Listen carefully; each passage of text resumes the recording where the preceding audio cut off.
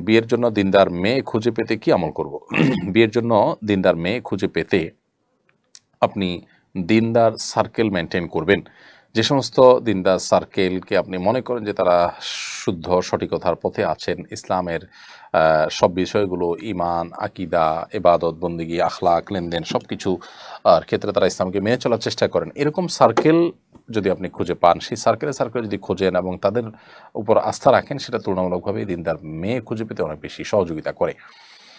এর বাইরে ছেলে হোক আর মেয়ে হোক, এরা নিরূপণ করার ক্ষেত্রে যারা সংবাদ দিবেন তারা কতটা বিচক্ষণ, কতটা অভিজ্ঞ, কতটা গভীর দৃষ্টিসম্পন্ন, ভালো-মন্দ পরখ করতে পারেন সে বিষয়টা গুরুত্বপূর্ণ।